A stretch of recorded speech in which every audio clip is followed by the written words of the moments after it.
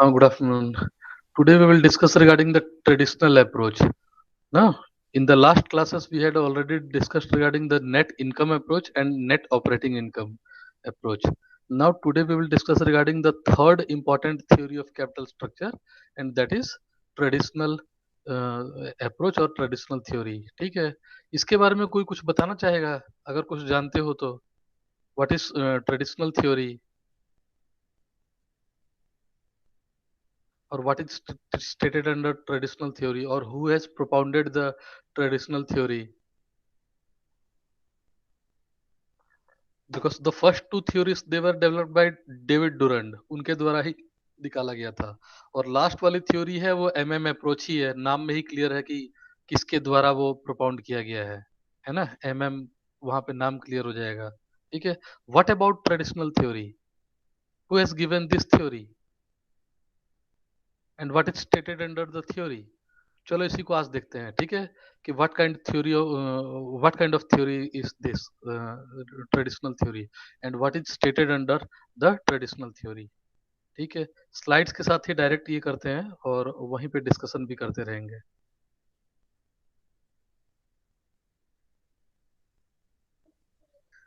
देखो ये दिख रहा है ना सबको, ट्रेडिशनल अप्रोच. Yes, sir. हाँ, देखो traditional approach. The traditional approach was advocated by Esta Solomon or Fred Weston. That means it was advocated by both these persons. That is Esta Solomon and Fred Weston. यहाँ word यहाँ पे एक देखना, मैं ये नहीं कह रहा हूँ कि it was propounded by, but the books states that this traditional approach was basically advocated by, advocated. और बेसिकली इस शब्द का जो लिटरल मीनिंग है एडवोकेटेड, ये भी हो सकता है कि both of them have been और they have basically propounded this theory, और they are simply promoting this theory. They are advocating. That means they are saying in favor of this theory. ठीक है, तो ये तीनों सेंस जाता है. They might be have और they might have propounded this theory. इन्होंने हो सकता है इसको बनाया ही हो, या ये इसको एडवोकेट कर रहे हैं, बट बुक्स में ये वर्ड यूज किया जाता है, तो यही वर्ड हम लोग भी यूज करेंगे. ठीक है, कि traditional approach was basically advocated by these two persons. Now the net income approach and net operating income approach are two extreme approaches. ये दोनों एक्सट्रीम कहती थी. Extreme in what sense? Extreme क्यों लिखा गया यहाँ पे? Because net income approach clearly states that there is a relationship between two factors. That means the capital structure decisions and its impact upon the value of the firm. वो कहता था कि बिल्कुल होता है. ठीक है, एक्सट्रीम कंडीशन है ना, मतलब सीधा सीधा आपका क्लियर कट नजरिया है कि yes, stand is very clear. Your stand, that means net income approach stand is very much clear. It is of the opinion that yes, there is a relationship between the capital structure distance and value of the firm. Whereas net operating income approach, it was of the view that no, clear cut no, there is no relationship between those two factors. That means these two approaches are basically extreme approaches. ये दोनों extreme हैं. ठीक है. Now this, the traditional approach advocated by Solomon and Weston, is basically a midway approach, and so it is also popularly known as intermediate approach. ये extreme approach नहीं है, सीधा yes और नो की बात नहीं कर रहा है. It is basically a midway approach, and that's why it is popularly known as intermediate approach. Midway approach का मतलब समझो कि ये कहीं ना कहीं मिड में ये है. दैट मीन्स ये approach, that means traditional approach net income approach की कुछ बातों को मानता होगा, कुछ बातों को डिनाई करता होगा. ठीक है, उसी तरीके से traditional approach net operating income approach की कुछ बातों को मानता होगा और कुछ बातों को डिनाई करता होगा. ठीक है, and since it is accepting some terms and conditions prescribed by both these approaches, that means net income approach and not operating income approach, as well as it must be denying certain facts which were stated under both these approaches. So it is stated that the traditional approach is basically a midway approach of both these approaches. ठीक है, net income और net operating income दोनों का ये मिला जुला approach है, एक मिडवे अप्रोच है. ठीक है, दोनों की कुछ बातों को मानता है, दोनों की कुछ बातों को नहीं मानता है, ठीक है। इसीलिए इसे पॉपुलरली इंटरमीडिएट अप्रोच भी कहा जाता है, ठीक है। तो इंटरमीडिएट या मिडवे बिटवीन हुम, ठीक है, बिटवीन होम जब बात आती है तो सीधी सीधी इन दो थ्योरीज की, नेट इनकम और नेट ऑपरेटिंग इनकम। क्योंकि चौथा एक थ्योरी है एमएम अप्रोच भी है, तो एमएम अप्रोच के regarding traditional approach completely silent है, ठीक है। ट्रेडिशनल अप्रोच एमएम अप्रोच की कहीं से कोई बात नहीं करता है। It is simply a intermediate approach of net income approach and not operating income approach, ठीक है। इन दोनों का एक मिडवे है या इंटरमीडिएट है। अब बात आती है कि इनकी कौन सी बात, यानी नेट इनकम की कौन सी बात को मानता है, कौन सी बात को डिनाई करता है। उसी तरीके से नेट ऑपरेटिंग की किस बात को मानता है, किस बात को डिनाई करता है, ये चीज हमें जानना बहुत जरूरी है, ठीक है। इसको देखते हैं। देखो ट्रेडिशनल अप्रोच, यहाँ एग्री मैंने वर्ड लिखा है, that means traditional approach agree with these two points, this point of net income and this point of net operating income. उसी तरीके से traditional approach basically differs or it disagree with the statement, with this statement of net income and with this statement of net operating income, ठीक है। तो अब देखा जाए कि किस बात से एग्री करता है, किस बात से डिसएग्री करता है, इस चीज को देख लिया जाए, ठीक है। तो नेट इनकम में पहले नीचे डायग्राम देख लो, इसको ध्यान में रहे ना, तो अच्छे से समझ पाओगे। नेट इनकम में हम लोगों ने डायग्राम ऐसा बनाया था जहां पे ओवरऑल कॉस्ट ऑफ कैपिटल क्या था, वो स्लाइडिंग डाउनवर्ड्स हो रहा था, वो नीचे की तरफ बढ़ रहा था और कॉस्ट ऑफ डेप्ट के करीब आ गया था, ठीक है। और हम लोग क्या मानते थे कि ऑप्टिमम कैपिटल स्ट्रक्चर लगभग यहाँ कहीं होता है, जिसमें ओवरऑल कॉस्ट ऑफ कैपिटल सबसे कम होता है, जिससे कि वैल्यू ऑफ फर्म सबसे ज्यादा होती है, ठीक है। तो यहाँ पे होता है। But net operating income approach क्या कहता था कि नहीं, overall cost of capital change होता ही नहीं है, that is parallel to x axis, वो बिल्कुल एक्स एक्सिस के पैरेलल चलता रहता है। इसके सपोर्ट में उसने क्या कहा था कि डेप्ट को ज्यादा बढ़ाने से जो फायदा हो रहा है वो बिल्कुल ऑफसेट कर दिया जा रहा है, उसी चीज को किसके द्वारा, इक्विटी की कॉस्ट को बढ़ने से, इक्विटी की कॉस्ट में बढ़ने से वो इक्वली ऑफसेट हो जा रहा है, ठीक है। यानी जो फायदा डेप्ट से होने वाला था उसको उतना ही नुकसान पहुंचा रहा है कौन, इक्विटी की कॉस्ट, क्योंकि वो बढ़ गई, कॉस्ट बढ़ गई तो वो इक्वली ऑफसेट कर दी, इस एडवांटेज को खत्म कर दी, ठीक है। इस टाइप का अप्रोच बताया गया था नेट ऑपरेटिंग इनकम अप्रोच में, ठीक है। नाउ ट्रेडिशनल अप्रोच क्या कहता है, ट्रेडिशनल अप्रोच किन बातों को मानता है, किससे डिसएग्री करता है, ठीक है। तो दोनों चीज को देखते हैं। जब हम लोग बात करते हैं नेट इनकम अप्रोच में, तो ट्रेडिशनल अप्रोच मानता है, it agrees that overall cost of capital and the value of the firm are both affected by capital structure decisions। यानी ट्रेडिशनल अप्रोच ये बात मानता है कि yes, capital structure decisions are going to affect the overall cost of capital as well as the value of the firm, ठीक है। Traditional approach का भी यही मानना है कि हाँ, कैपिटल स्ट्रक्चर में अगर कुछ कंपोजिशन हम लोग चेंज करते हैं, यानी डेप्ट इक्विटी की रेशियो में अगर कुछ चेंजेस किया जाएगा तो उससे ओवरऑल कॉस्ट ऑफ कैपिटल में कुछ परिवर्तन होगा, चेंजेस आएगी, ठीक है। और जिसका अल्टीमेट इफेक्ट किसके ऊपर पड़ जाएगा, वैल्यू ऑफ द फर्म, यानी वैल्यू ऑफ फर्म पे भी इफेक्ट पड़ेगा, यानी कैपिटल स्ट्रक्चर डिसीजंस का फर्क पड़ेगा किस पे, वैल्यू ऑफ द फर्म पे इफेक्ट पड़ेगा। इस बात को जो नेट इनकम अप्रोच का बेस था उसको ये मानता है, एग्री करता है। बट नेट इनकम अप्रोच की किस बात को नहीं मानता है, traditional approach disagree that or from the point that use of debt in capital structure to any extent will necessarily decrease the overall cost of capital and increase the value of the firm।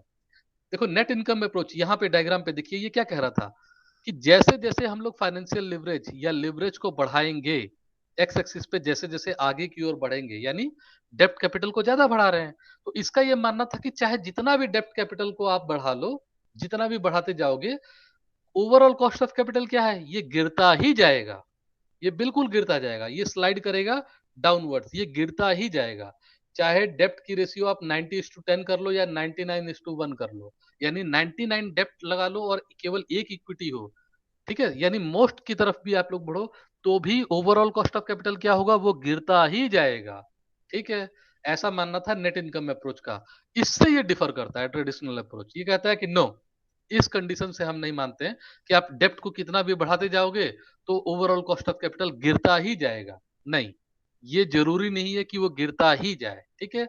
That means it disagree with the point that use of डेप्ट in capital structure to at to any extent net income क्या कह रहा था कि कितना भी डेप्ट का use कर लो, किसी भी एक्सटेंट पे चले जाओ, it will decrease the overall cost of capital, वो कॉस्ट ऑफ कैपिटल को घटा देगा, कम कर देगा, तभी तो ये नीचे की तरफ जा रहा है। ठीक है, और उसका इम्पैक्ट किस पे पड़ेगा, value of the firm increase हो जाएगी। तो इस बात को नहीं मानता है ट्रेडिशनल अप्रोच, कहता है कि नहीं, we disagree with this important point. ठीक है, अब नेट ऑपरेटिंग इनकम में क्या कहा गया था, जिसकी बात से ट्रेडिशनल अप्रोच एग्री करता है। Traditional approach agrees with the point stated under net operating income approach that beyond a certain point degree of leverage the cost of equity increases. ये क्या कहता है कि बियॉन्ड अ सर्टेन पॉइंट, एक समय के बाद, जैसे जैसे हम लोग आगे बढ़ेंगे, लिवरेज यानी डेप्ट को जैसे जैसे ज्यादा एम्प्लॉय करेंगे, एक समय के बाद क्या हो जाएगा, the cost of equity increases, equity की कॉस्ट जो है वो इंक्रीज करती जाएगी। तो यहाँ पे देखो हम लोगों ने ये बनाया है, पहले पॉइंट पे क्या था, इस पॉइंट पे क्या है, के इज इक्वल टू के, overall cost of capital cost of equity के बराबर ही है, क्योंकि यहाँ डेप्ट क्या है, जीरो है। लेकिन जैसे जैसे हम डेप्ट बढ़ा रहे हैं, तो इक्विटी क्या है, it is rising upward in the right hand direction, ये राइट हैंड डायरेक्शन में ऊपर की तरफ जा रहा है, मतलब प्राइस क्या है, इसकी कॉस्ट क्या है, कॉस्ट ऑफ इक्विटी बढ़ती जा रही है ना। तो इस पॉइंट से तो ये राजी करता है कि हाँ, ट्रेडिशनल अप्रोच भी ये मानता है कि डिग्री ऑफ लिवरेज हम बढ़ाएंगे, यानी डेप्ट कैपिटल को बढ़ाएंगे, तो इक्विटी की कॉस्ट भी बढ़ती जाएगी। But it disagree with the concept of net operating income approach that overall cost of capital and the value of the firm are constant for all degree of leverage. Net operating क्या कहता था कि overall cost of capital, ये जो केओ वाली line है, और केडी, ये जो कॉस्ट ऑफ डेप्थ है, ठीक है, और ये डिग्री ऑफ लिवरेज, ये तीनों क्या है, they are horizontal, they are parallel to each other. मतलब कि चाहे डिग्री ऑफ लिवरेज जितना भी हो, 0:100 हो, या यहाँ पे 90:10 हो, या जो भी हो, इस पॉइंट पे आप चाहे जितने भी डेप्थ को बढ़ा लो, overall cost of capital change नहीं होगा। ठीक है, ये मानता था ये अप्रोच की कॉस्ट ऑफ कैपिटल जो है वो बिल्कुल सेम रहेगा, ये बिल्कुल चेंज नहीं होगा। इस बात से ट्रेडिशनल अप्रोच डिफर करता है, वो कहता है कि नहीं, ये हम नहीं मान सकते कि कितना भी डेप्ट को बढ़ा लिया जाए, कितनी भी डिग्री ऑफ लिवरेज को बढ़ा ली जाए, तो overall cost of capital same रहेगा, वो एक्स एक्सिस के पैरेलल चलता रहेगा, ये बिल्कुल सही नहीं है। ठीक है, तो इस पॉइंट से वो डिफर करता है। ठीक है, अब इसी इसी को बेस बनाते हुए ट्रेडिशनल अप्रोच ने अपनी स्टेटमेंट दी है। ये पहली दो स्लाइड्स में किसी को कोई डाउट है तो मुझसे पूछ ले।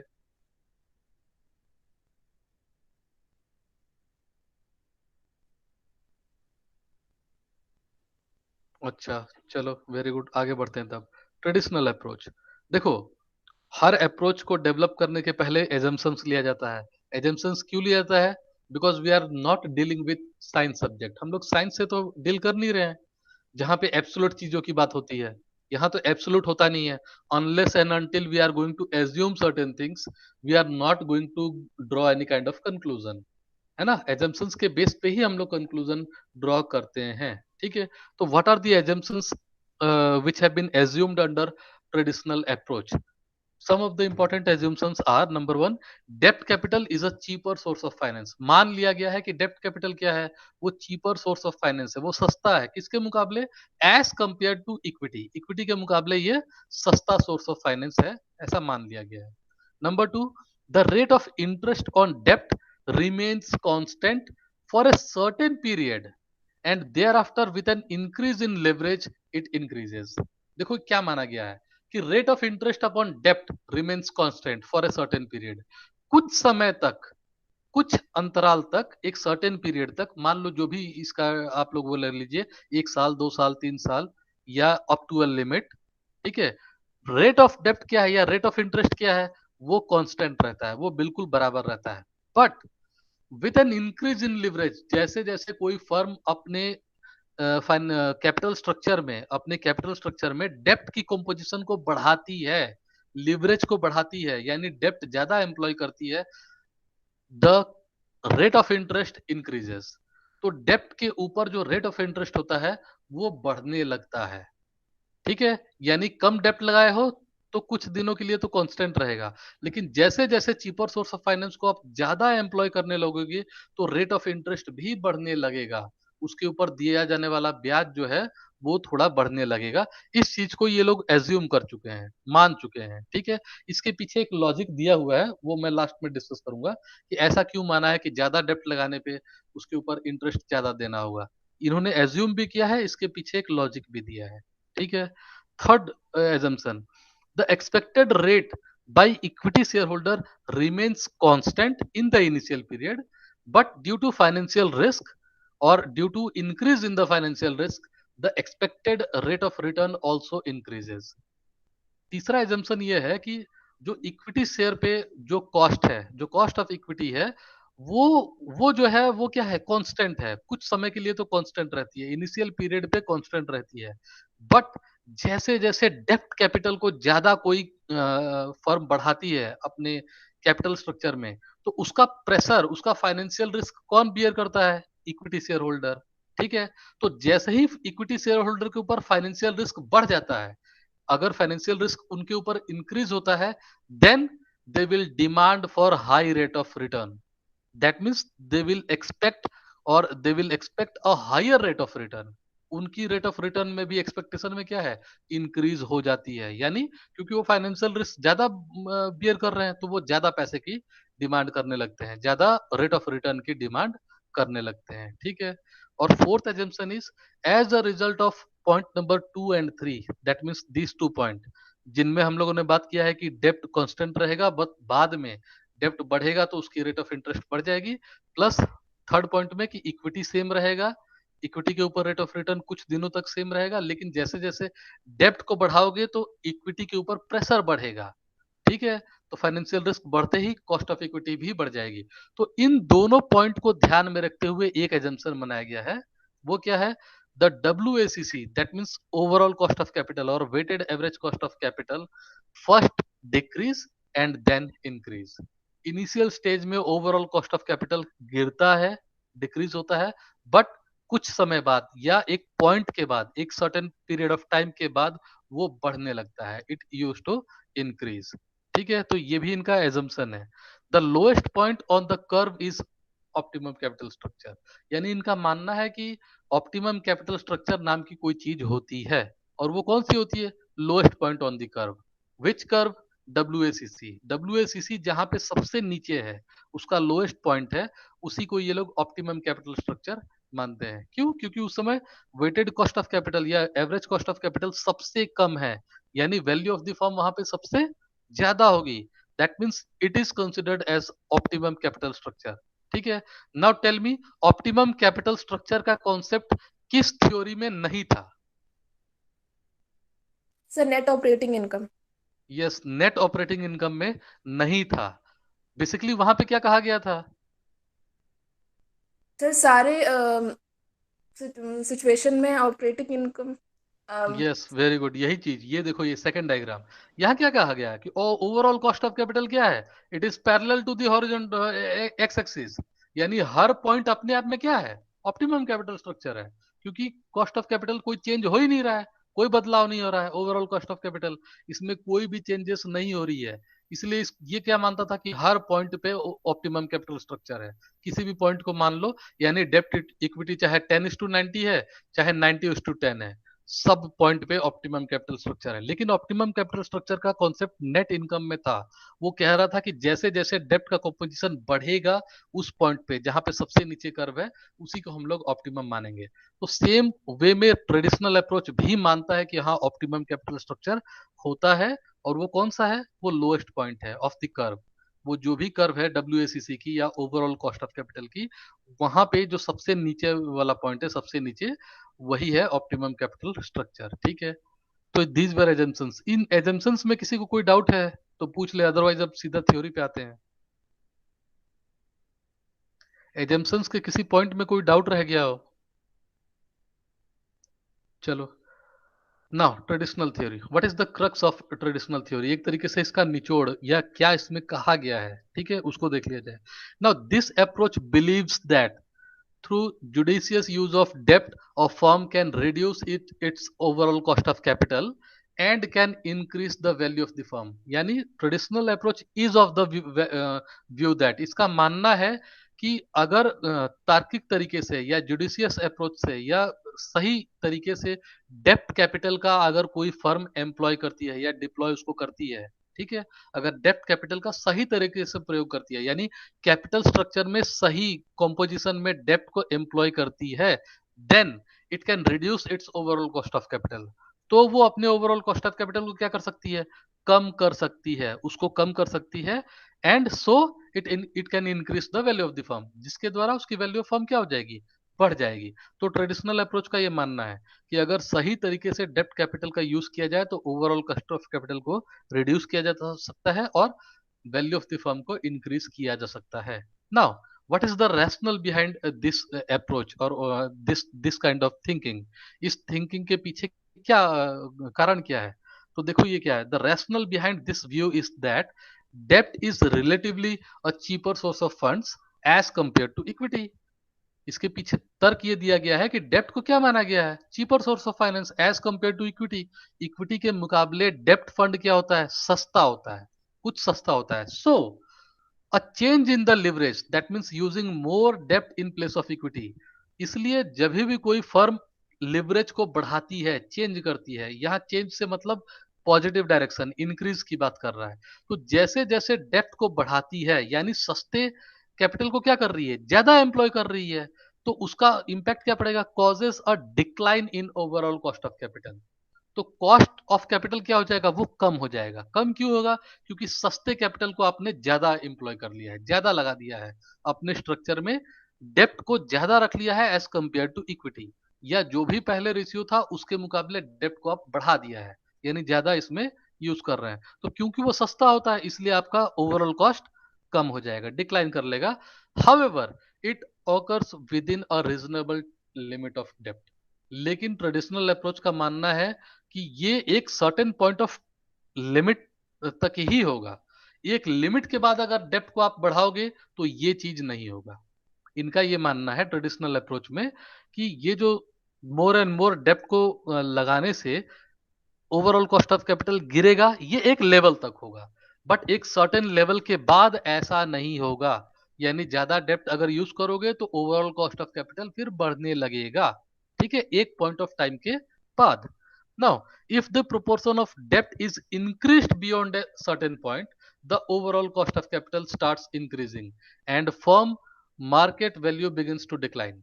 यानी अगर एक सर्टेन पॉइंट के बाद डेप्ट कैपिटल को ज्यादा अगर कोई फर्म यूज करती है या कैपिटल स्ट्रक्चर में ज्यादा डिप्लॉय करती है, तो ओवरऑल कॉस्ट ऑफ कैपिटल बाद में बढ़ने लगेगा, जिसका नेगेटिव इंपैक्ट पड़ेगा वैल्यू ऑफ द फर्म पे। कॉस्ट आपकी ज्यादा हो जाएगी तो value of the firm automatic reduce हो जाएगी, ठीक है।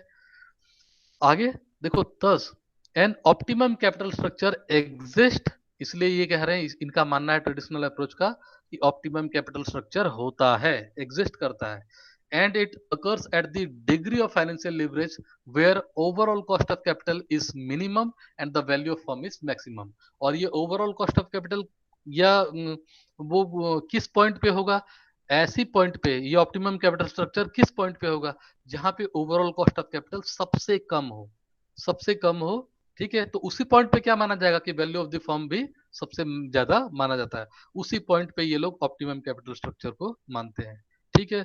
चलो इसकी डिटेल्ड एक्सप्लेनेशन पढ़ते हैं। देखो, अकॉर्डिंग टू ट्रेडिशनल अप्रोच ये इसी चीज को कैसे डिफाइन करता है, the manner in which the overall cost of capital and the value of the firm reacts to the changes in the degree of financial leverage can be divided into 3 stages। Traditional approach कहता है कि इस theory को पढ़ने के लिए, ठीक है, या किस चीज को जानने के लिए, दो चीजों के बीच में रिलेशनशिप जानने के लिए, यानी कौन सा, पहला कैपिटल स्ट्रक्चर डिसीजंस, जिसको ये यहाँ पे बेसिकली किस चीज से डिनोट कर रहा है, the degree of financial leverage, ठीक है। तो कैपिटल स्ट्रक्चर डिसीजंस और वैल्यू ऑफ द फर्म के बीच में कैसा रिलेशन होता है, इस चीज को समझने के लिए ट्रेडिशनल अप्रोच ने 3 स्टेजेस में बात किया है। ये क्या है कि इस चीज को हम लोग 3 स्टेजेस में पढ़ सकते हैं, 3 स्टेजेस में समझ सकते हैं, ठीक है। उन तीनों स्टेजेस को समझने से पहले एक बार इसके डायग्राम को देख लीजिए। देखो, ट्रेडिशनल अप्रोच इस डायग्राम के थ्रू अपनी बात को कहता है, ठीक है। यहाँ देखो नीचे क्या दिया है, एक्स एक्सिस पे डिग्री ऑफ लिवरेज बताया गया है, यानी कि ये डिग्री ऑफ लिवरेज यानी डेप्ट कैपिटल की कंपोजिशन कैसे कैसे आप बढ़ा रहे हो, ठीक है। तो इस पॉइंट से यानी ये जो 0 पॉइंट है, इससे एक्स की तरफ जैसे जैसे आप बढ़ रहे हो, मतलब वो क्या है, डेप्थ कैपिटल बढ़ते जा रहा है। यानी इस पॉइंट पे जैसे आर पे मान लिया जाए कि जो भी डेप्थ है, तो R1 पे डेप्थ बढ़ गया कि घट गया? बढ़ गया। बढ़ गया। ठीक है, ये याद रखना। Degree of leverage simply states that deploying more and more amount of depth in the total capital structure. ठीक है, तो उसमें आप जो है ज्यादा से ज्यादा डेप्थ को बढ़ा रहे हो। तो इस तरीके से बढ़ने का मतलब इस पॉइंट पे कम डेप्थ है, इस पॉइंट पे डेप्थ ज्यादा है। ठीक है, तो उसको यहां दिखाया है। कॉस्ट ऑफ कैपिटल यहां दिखाया है। ठीक है, वाई एक्सिस पे कॉस्ट ऑफ कैपिटल दिखाया है। अब देखो कॉस्ट ऑफ डेप्थ के रिगार्डिंग इनका क्या मानना है। ओ के ओ मतलब ओवरऑल कॉस्ट ऑफ कैपिटल के बारे में क्या मानना है, और कॉस्ट ऑफ इक्विटी के बारे में इनका क्या मानना है। और ये 3 स्टेजेस में है। स्टेज 1 यानी इस पॉइंट तक, ओवरऑल कॉस्ट ऑफ कैपिटल के इस पॉइंट तक, और फिर स्टेज 2 है इस पॉइंट से इस पॉइंट के बीच में, और स्टेज 3 यहां से। ठीक है, ये 3 अलग अलग स्टेजेस है। ठीक है, देखो स्टेज, तीनों स्टेज को वैसे वर्बली बताने से पहले एक बार ओरली इसको समझ लो। देखो स्टेज 1 में क्या हो रहा है, यहाँ कॉस्ट ऑफ डेप्ट क्या ये लगभग पैरेलल है कि इंक्रीजिंग में है कि क्या है? सब पैरेलल है। लगभग लगभग बराबर है, लगभग। ये हॉरिजॉन्टल है टू एक्स एक्सिस। ठीक है, लेकिन इसी स्टेज 1 में ओवरऑल कॉस्ट ऑफ कैपिटल क्या है, ये डिक्लाइनिंग है कि हॉरिजॉन्टल है कि इंक्रीजिंग है? डिक्लाइनिंग है। डिक्लाइन कर। डिक्लाइनिंग है, यानी गिर रहा है। What about cost of equity? ये क्या हॉरिजॉन्टल है कि थोड़ा सा बढ़ रहा है, कि तेजी से बढ़ रहा है कि गिर रहा है? सर थोड़ा बढ़ रहा है। हल्का सा। ठीक है, ये मैंने बोल दिया इसलिए आप लोगों ने, अदरवाइज मैं हॉरिजॉन्टल यूज करता तो हॉरिजॉन्टल ही आप लोग कहते हैं। ठीक है, हो सकता है मेरी ड्राइंग में थोड़ी सी ये कमी है, लेकिन ये जो है थोड़ा सा ऑफिस है, थोड़ा सा।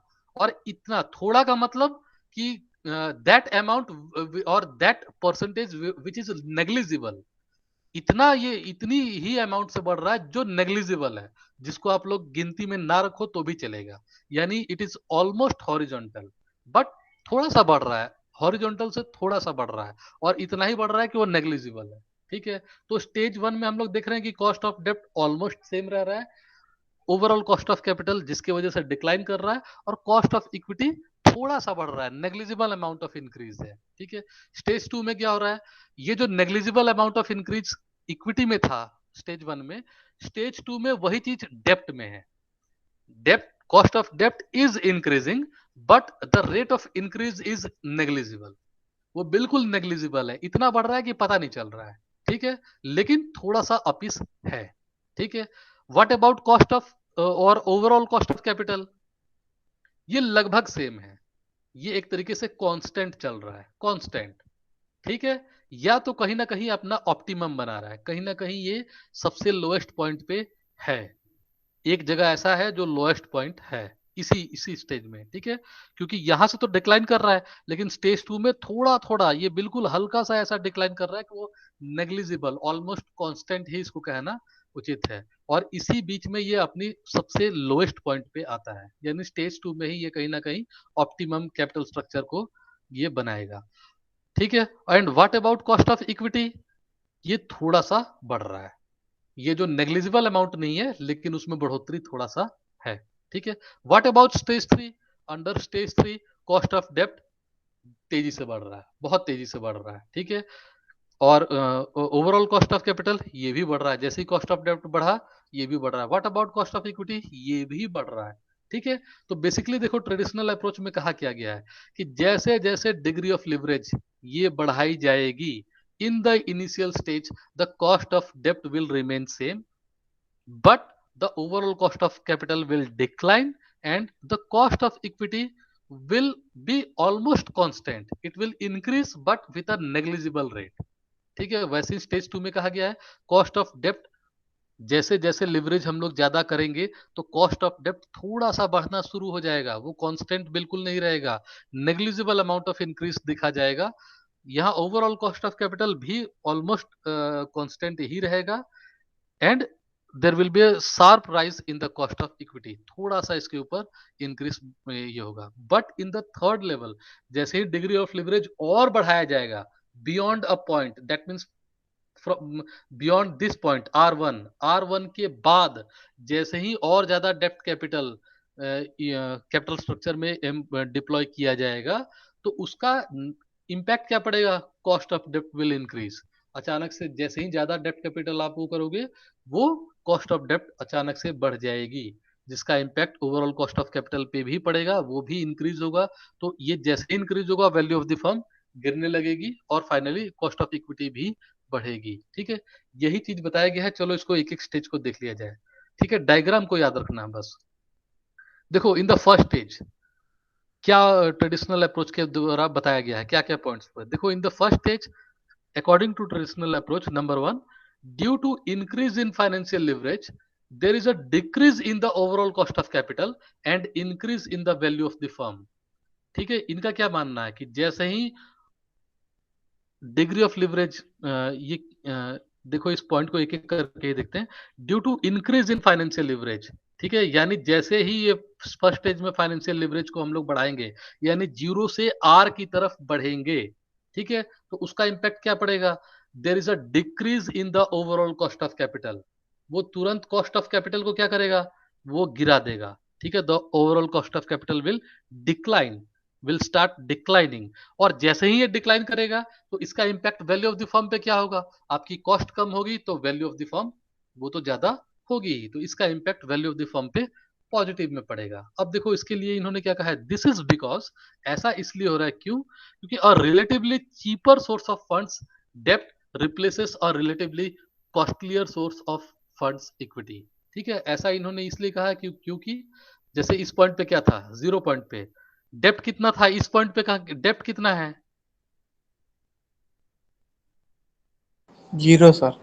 0, यानी इक्विटी 100% है। ऐसा माना गया है कि ये ऐसा पॉइंट है जहां पे डेप्ट है ही नहीं। ठीक है, तो यहां पे तो चलो ठीक है, कॉस्ट ऑफ इक्विटी और ओवरऑल कॉस्ट ऑफ कैपिटल दोनों बराबर हो गया। लेकिन जैसे ही यहां से मान लो यहां आगे बढ़े, मान लो यहां पे 10:90 है, ठीक है, यानी डेप्ट 10 है और इक्विटी कितनी है? 90 है। ठीक है, तो अगर यहाँ पे 10:90 है तो ये कह रहा है कि जैसे जैसे डिग्री ऑफ लिवरेज में आप यहाँ बढ़ोगे, तो बढ़ने का मतलब क्या हुआ कि आप सस्ते कैपिटल को ज्यादा डिप्लॉय कर रहे हो। मान लो इस पॉइंट पे यहाँ पे है 40:60, यानी डेप्ट 40 है और इक्विटी 60 है, तो 10 से 40 बढ़ा ना डेप्ट। तो ये स्टेज 1 में ये ट्रेडिशनल अप्रोच कह रहा है कि since you are deploying more and more amount of debt capital which is supposed to be a cheaper source of finance, so the overall cost of capital will start declining। क्योंकि आप सस्ते capital को ज्यादा deploy कर रहे हो up to a certain point, मान लो इस R पॉइंट तक, तो वहां तक कॉस्ट ऑफ कैपिटल क्या होगा? ओवरऑल कॉस्ट ऑफ कैपिटल गिरता रहेगा। ठीक है, तो पहला चीज तो ये बताया गया है। दूसरा देखो, in this stage cost of equity remains constant और राइजेस मार्जिनली और नेग्लिजिबली। ठीक है, माना ये गया है कि कॉस्ट ऑफ इक्विटी जो है वो लगभग कांस्टेंट है या इतना ही इंक्रीज कर रही है जिसको कि आप नेग्लिजिबल आप मान सकते हो, उसे आप दरकिनार कर सकते हो, अनदेखा कर सकते हो। ठीक है, उसको नेग्लेक्ट कर सकते हो, इतनी से ही वो केवल इंक्रीज कर रही है, यानी एकदम स्लाइट इंक्रीज, या तो कांस्टेंट है या तो स्लाइट इंक्रीज है। ठीक है, अब देखो लास्ट में, कॉस्ट ऑफ डेप्ट ऑल्सो रिमेन्स कांस्टेंट और राइजेस नेग्लिजिबली। और डेप्ट का क्या पोजीशन है कि या तो ये बिल्कुल कांस्टेंट है, बिल्कुल हॉरिजॉन्टल है एक्स एक्सिस के, या स्लाइट अपिस है, थोड़ा सा अपिस है। ठीक है, वो इतना ही, थोड़ा का मतलब ऐसा जिसको आप दरकिनार नेग्लिजिबल नेग्लेक्ट कर सकते हो। ठीक है, वैसा ही अमाउंट है। ठीक है, तो मतलब ये स्टेज 1 में कॉस्ट ऑफ डेप्ट और कॉस्ट ऑफ इक्विटी कांस्टेंट है या तो स्लाइट इंक्रीज है, and that increase is negligible, उसको आप नेग्लेक्ट कर सकते हो। चलो अब स्टेज 2 पे, ये स्टेज 1 में किसी को कोई डाउट है? स्टेज 1 में किसी पॉइंट में अगर कोई डाउट हो, चलिए स्टेज 2 देखो। Second stage, once the firm has reached a certain degree of financial leverage, that means point R. ये फाइनेंशियल लिवरेज का मानना, ये ट्रेडिशनल अप्रोच का ये मानना है कि फाइनेंशियल लिवरेज को बढ़ाते बढ़ाते जब आप किसी एक ऐसे पॉइंट पे पहुंच जाओगे, तो ऐसे का मतलब इस डायग्राम में उस पॉइंट को क्या दिखाया गया है? R, यानी ये पॉइंट लगभग ओवरऑल कॉस्ट ऑफ कैपिटल का ये पॉइंट, ये 0, ये जो जिसको, सॉरी 0 नहीं, ये जो पॉइंट मैंने बनाया है ठीक है. Once the firm has reached a certain degree of financial leverage, that means point R, increase in leverage does not affect the overall cost of capital. इस पॉइंट अगर एक ऐसा समय आता है, उसके बियॉन्ड जैसे ही आप डेप्ट कैपिटल को ज्यादा से ज्यादा बढ़ाओगे तो उसका बहुत फर्क नहीं पड़ता है. यानी ओवरऑल कॉस्ट ऑफ कैपिटल पे क्या है, कोई फर्क नहीं पड़ेगा. तो ओवरऑल कॉस्ट ऑफ कैपिटल क्या होगा, ऑलमोस्ट कांस्टेंट रहेगा. ठीक है. Increase in leverage does not affect the overall cost of capital. देखो लिवरेज यहाँ आर से आर वन की तरफ आप बढ़े, यानी आर पे डेप्ट कम था, आर वन पे डेप्ट ज्यादा था. इन दोनों पे ऐसे बढ़ रहे हो, आर से आर वन की तरफ बढ़ रहे हो. तो ये जैसे लिवरेज को बढ़ाया जा रहा है तो इसका ओवरऑल कॉस्ट ऑफ कैपिटल पे बहुत ज्यादा इंपैक्ट नहीं पड़ रहा है, वो लगभग कांस्टेंट रह रहा है. ठीक है. And the value of the firm, वो क्या है, वो वैल्यू ऑफ द फर्म सीधा सीधा वो भी क्या है, जो जिस पॉइंट पे है, क्योंकि ओवरऑल कॉस्ट ऑफ कैपिटल पे जब कोई फर्क पड़ ही नहीं रहा है तो वैल्यू ऑफ द फर्म पे क्या कोई इफेक्ट पड़ेगा, नहीं पड़ेगा. वो भी लगभग लगभग सेम रहेगा. That means due to increase in leverage under stage 2, this increase of leverage is not going to affect this weighted cost of capital, that is KO, और the value of the firm. उसके ऊपर कोई भी फर्क नहीं पड़ता है. ठीक है. अब ये ऐसा किस लिए होता है, this is because the increase in the cost of equity due to added financial risk. ऐसा क्यों होता है, उसके एवज में ये बोल रहे हैं कि जैसे ही आप डेप्ट को बढ़ा रहे हो तो इक्विटी के ऊपर क्या हो जा रहा है, financial risk, due to added financial risk.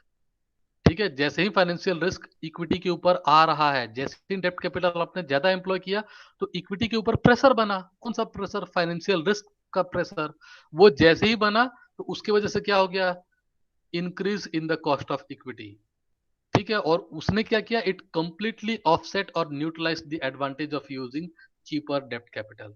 आपने जैसे ही आर से आर वन की तरफ बढ़ रहे हो, यानी डेप्ट कैपिटल ज्यादा लगा रहे हो, तो उसका एडवांटेज आपको नहीं मिल रहा है. क्यों, क्योंकि ये प्रेशर डाल रहा है इक्विटी के ऊपर, जिससे कि इक्विटी की कॉस्ट क्या हो रही है, वो राइज कर रही है, वो धीरे धीरे बढ़ना शुरू हो जा रही है. और वो उतना ही बढ़ रहा है कि इस एडवांटेज को ऑफसेट कर दे रहा है, यानी इससे मिलने वाले एडवांटेज को रोक दे रहा है या उसको नलीफाई कर दे रहा है. ठीक है. उसको पूरी तरीके से काउंटर कर रहा है.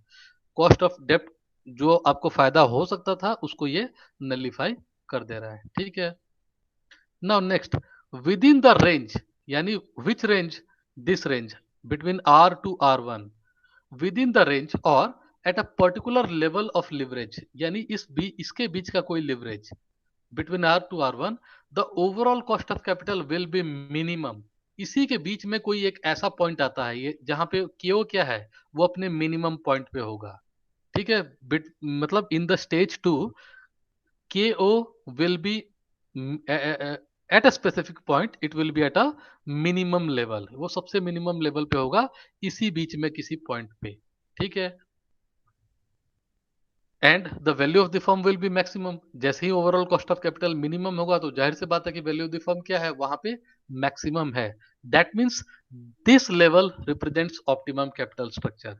तो जिस पॉइंट पे भी KO सबसे कम है इस स्टेज 2 में, ठीक है, जहां सबसे कम है उसी को हम लोग ऑप्टिमम कैपिटल स्ट्रक्चर बोलेंगे. Why, because at this point WACC, that means overall cost of capital, is at minimum level and so the value of the firm is at maximum level. तो ये स्टेज 2 में बताया है. Stage 2 में किसी को कोई डाउट है?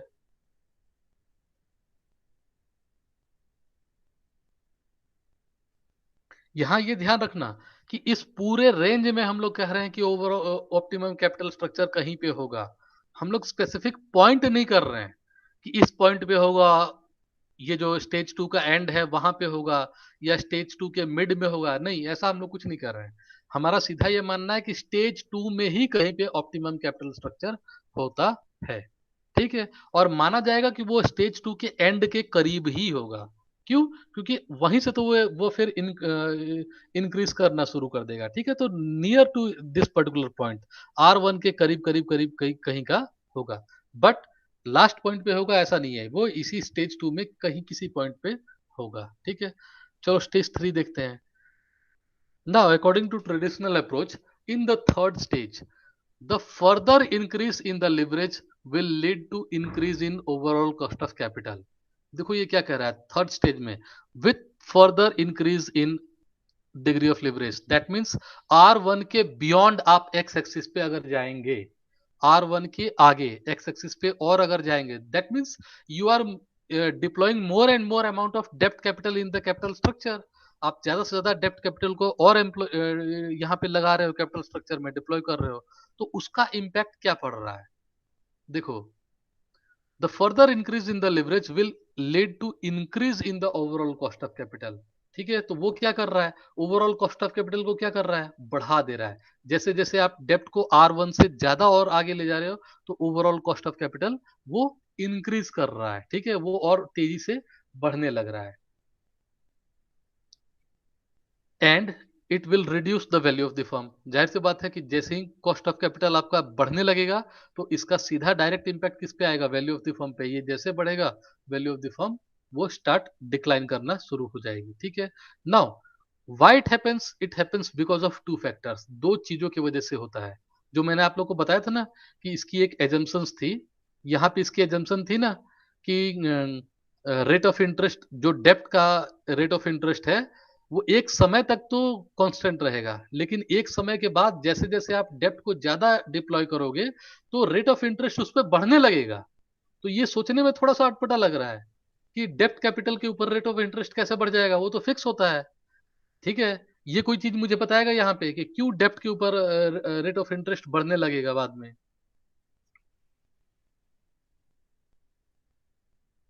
ऐसा क्यों एज्यूम किया गया है कि the rate of interest on dept remains constant for a certain period and there after with an increase in leverage, that means increase in dept, it increases, that means rate of interest increases. ऐसा कैसे हो जाएगा? देखो, पहली बात, ये एक ही डेप्ट की बात नहीं कर रहा है। ये कह रहा है कि इनिशियली आप जितना डेप्ट लोगे, मान लो 100 डेप्ट, डेप्ट के रूप में आपने 100 रुपया इकट्ठा किया, तो ये जो 100 रुपया है, इसके ऊपर रेट ऑफ इंटरेस्ट मान लो 10% के हिसाब से आपको देना है। ठीक है, कंपनी रेट ऑफ इंटरेस्ट 10% रखी है। तो ये कह रहा है कि after a certain point, that means after this 100, डेप्ट कैपिटल आपने कितना लगा रखा है अभी? 100। तो 100 के बियॉन्ड, मान लो यही अगर स्टेज 2 की एंड पॉइंट है, तो ये कह रहा है कि इसके अलावा अगर ज्यादा डेप्ट फिर से और मांगोगे और डिप्लॉय करोगे, यानी 100 के अलावा मान लो और 50 डेप्ट आप मार्केट से ले रहे हो, तो क्या वो आपको 10% पे मिलेगा, कि 10% से ज्यादा पे मिलेगा, कि 10% से कम पे मिलेगा?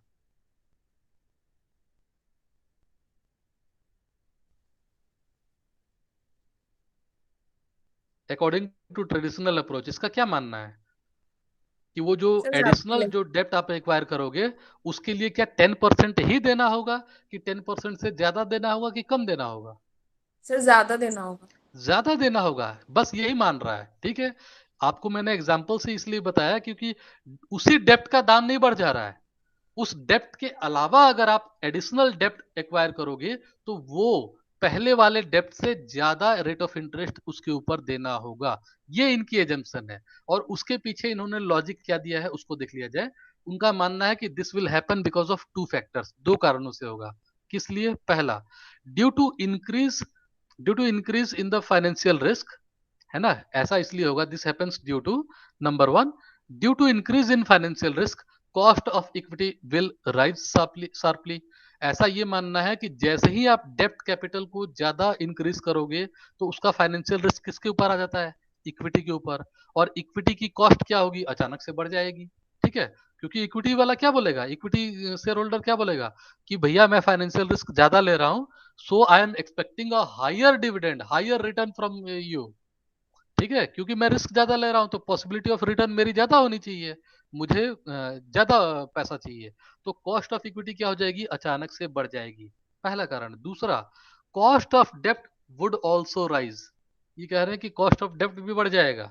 क्यों बढ़ जाएगा? Because the lenders, that means whoever are the lenders, that means the debt holders, जो भी डेप्ट होल्डर्स हैं, will also raise the rate of interest. वो भी अपना रेट ऑफ इंटरेस्ट बढ़ा देंगे, डेप्ट होल्डर्स भी। इस थ्योरी का यह मानना है। क्यों? As they may require compensation for high risk. डेप्ट होल्डर्स क्या बोल रहे हैं? क्योंकि डेप्ट कैपिटल आप ज्यादा से ज्यादा लगा रहे हो, ठीक है, तो एक तरीके से फर्म का रिस्क बढ़ गया कि घट गया? बढ़ गया। बढ़ गया। तो डेप्ट होल्डर बोल रहा है कि भैया पैसा तो मैं फर्म में लगा रहा हूं, तो फर्म का रिस्क बढ़ गया, तो मुझे भी पैसा क्या चाहिए, ज्यादा चाहिए। Since I am investing in a firm who is at high risk, जैसे इनिशियल जिसने 100 डेप्ट, अगर कंपनी ने 100 डेप्ट इशू किए थे, तो उस समय का रिस्क कम था कि ज्यादा था, लेटर ऑन जो बाद में 50 और डेप्ट इशू किए, तो पहली वाली सिचुएशन में कंपनी या फर्म रिस्क कम थी कि दूसरी वाली सिचुएशन में रिस्क कम है? पहले वाली सिचुएशन में। पहले वाले में, क्योंकि वहां उस समय में पहले केवल कंपनी के ऊपर डेप्ट 100 ही था, ठीक है, और बाद वाले सिचुएशन में कंपनी के ऊपर डेप्ट कितना हो गया, 100 प्लस 50, 150, ठीक है, तो ज्यादा डेप्ट means more risk to the firm. तो बाद में जो आपके यहाँ इन्वेस्ट करेगा वो तो ज्यादा रिस्क पे कर रहा है, तो वो क्या कहेगा, he will expect a higher rate of interest, because he is basically asking for the compensation for high risk.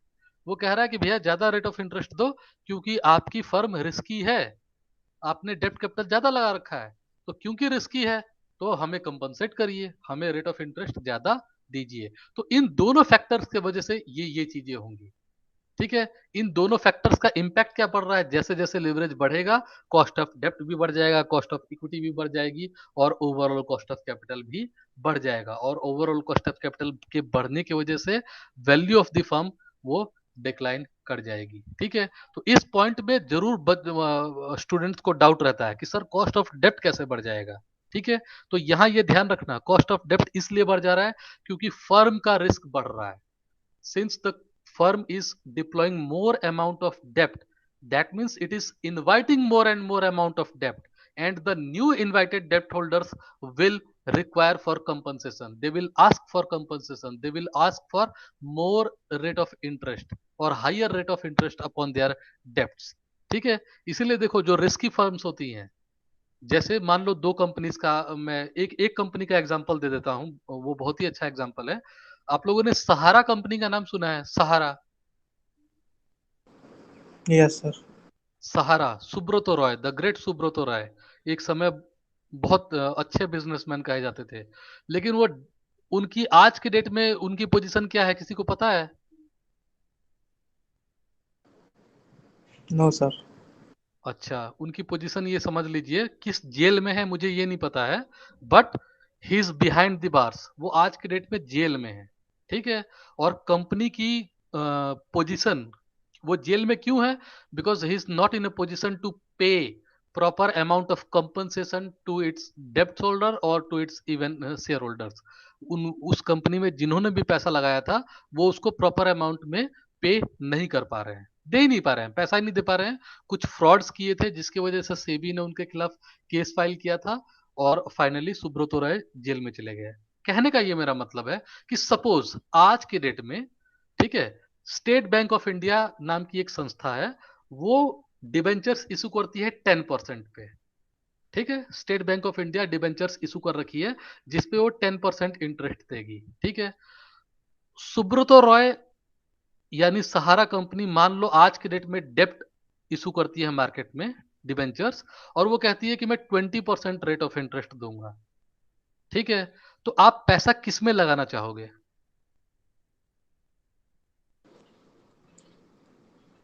Sir 20% debenture. 20% में लगा दोगे ना, पक्का? तो यस इस सर। समय, अच्छा, अच्छा, इसके पीछे लॉजिक क्या है?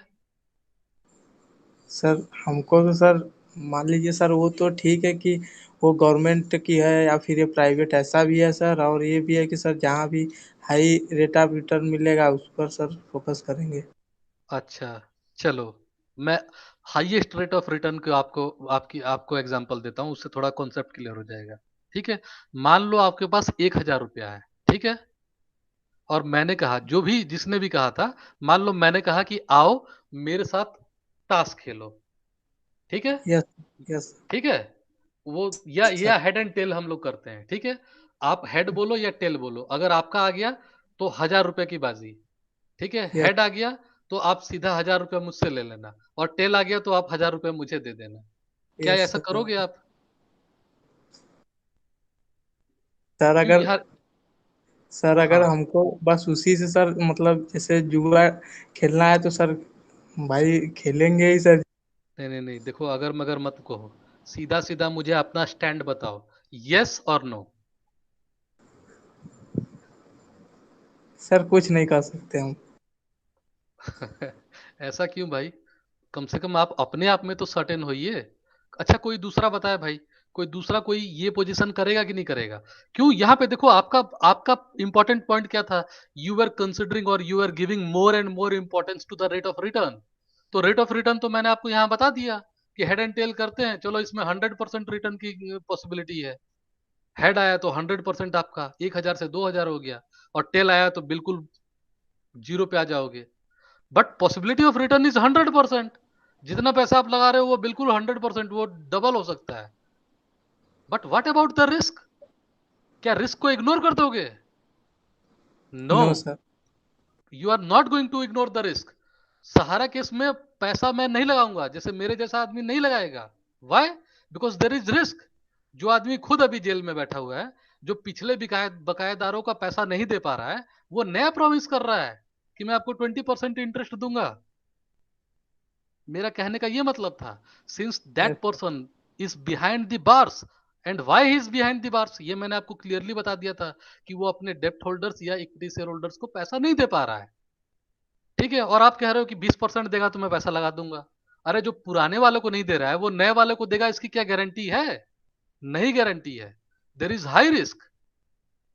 ठीक है, तो केवल और केवल कॉस्ट ऑफ डेप्ट को नहीं देखा जाता है, या इंटरेस्ट अपॉन डेप्ट को नहीं देखा जाता है। ठीक है, क्योंकि वहां पे रिस्क हाई होने लगता है। दैट्स व्हाई द डेप्ट holders demand for higher rate of interest. ठीक है, बट रेट ऑफ इंटरेस्ट के साथ हमें रिस्क फैक्टर को भी जरूर देना चाहिए। रेट ऑफ इंटरेस्ट बढ़ता ही इसीलिए है क्योंकि वो रिस्क को कंपनसेट करने के लिए हाई रेट ऑफ इंटरेस्ट मांगते हैं। ठीक है, तो सहारा श्री क्या कर रहा है, क्योंकि बहुत रिस्की है इसीलिए वो आपको 20% पे भी तैयार हो जाएगा देने के लिए। बट एसबीआई क्या 20% देगा या 10% देगा? नहीं देगा। वो तो कहेगा कि सेविंग 4.5 है, तो डेप्ट पे मैं 4.6 दूंगा, लेना है तो लो। तो आपको तो फिर भी लगेगा कि यार ये तो बिल्कुल रिस्की नहीं है, सेविंग में रखने से अच्छा है चलो डेप्ट पे ही कमाए, कम से कम 0.1% रेट ऑफ इंटरेस्ट मुझे बढ़ा के तो मिलेगा।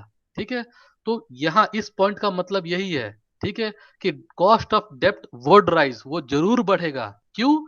बिकॉज द डेप्ट holders may demand for higher rate of interest in order to compensate, or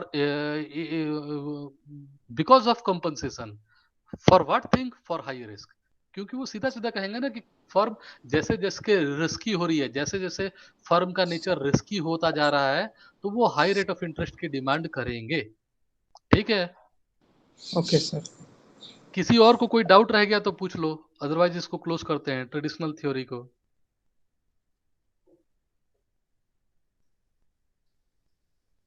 चलिए ठीक है। Thank you sir.